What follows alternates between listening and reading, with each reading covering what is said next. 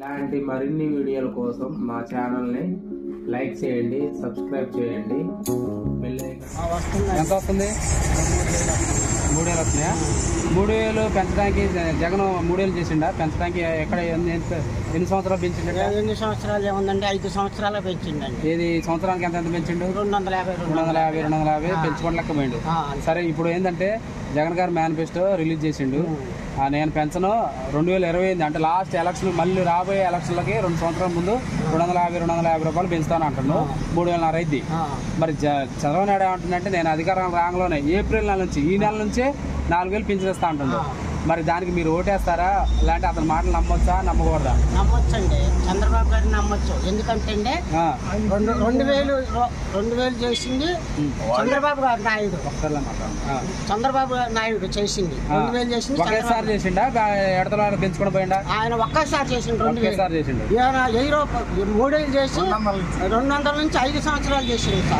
ఇప్పుడు చంద్రబాబు నాయుడు పెంచబట్టే కదా ఆయన చేసింది. అది లెక్క సార్. అంటే ఇప్పుడు ఈయన చాలా మంది 4000 ఎత్తండు కాబట్టి వేస్తారంటారు, ఓట్లు పెంచుతారు. చంద్రబాబు గారికి వేస్తారు.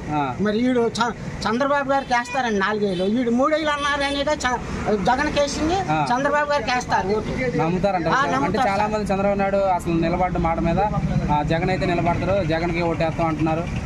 అది సాధ్యం సార్, అది లెక్క. చెప్పండి. ఇప్పుడు అది సాధ్యమైన సాధ్యం. ఇప్పుడు ఓటు వేస్తారని అంటే చంద్రబాబు గారు నాయుడు వేస్తారండి. వీడు ఇచ్చిన దాంట్లో కరెంటు బిల్లు అయితే ఏదైతే డబల్ ఇచ్చిన పథకాలు నేను కట్టేది 3 ఇళ్ళు ఉన్నాయండి మాకు. 3 ఏళ్ళు 21 నేను కరెంటు బిల్లు కడుతున్నా. పింఛన్ తీసుకుని 3000 పింఛన్ తీసుకుని 21 కరెంటు బిల్లు కడుతున్నా నెల. ఏంటండి ఆయన చేసింది? అట్ట పెరుగుతుంది. ఈ రోజు కూడా ఏమంటే నేను కరెంటు బిల్లు పెంచను అని అంటారు చంద్రబాబు నాయుడు. పెంచడం అయితే చంద్రబాబు నాయుడు మాటలు నమ్మొచ్చు. మరి తప్పేం లేదండి, నమ్మొచ్చు. ఆర్టీసీలో మళ్ళీ ఇంకోటి అండి, నిరుద్యోగులకి 3000 ఎత్తా అంటాడు చదువుకున్న వాళ్ళకి. ఆ మాటలు కూడా అమలు అవుతాయంటారా? 2000 ఇవ్వచ్చు సార్, 3000 ఇస్తానంటే నమ్మొచ్చు. జగన్ ఏమంటుండు, ఆయన మాటలు నమ్మొద్దు, ఆయన మాటలు నమ్మితే గోయిందా గోయిందా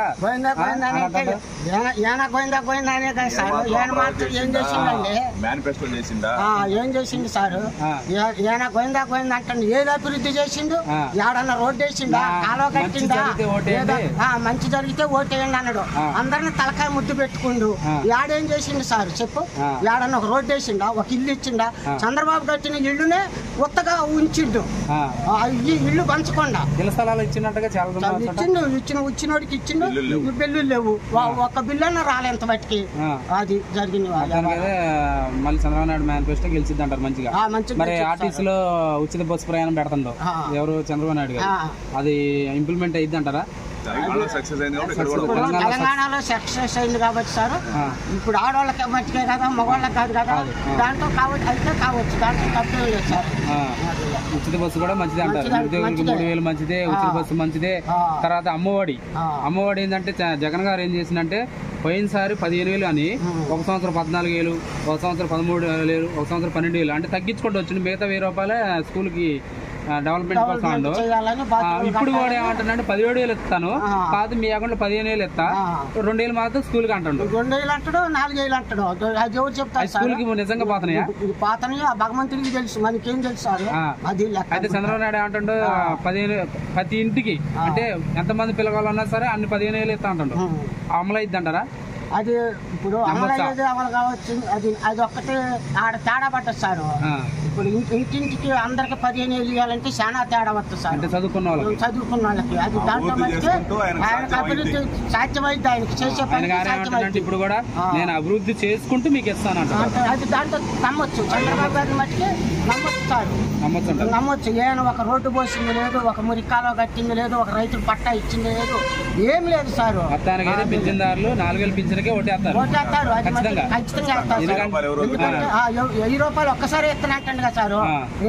ఏప్రిల్ ఈ నెల నుంచి నుంచే నేను గెలవగానే ఇచ్చేస్తానంటండిగా. నమ్మొచ్చు చంద్రబాబు నాయుడు మేనిఫెస్టో.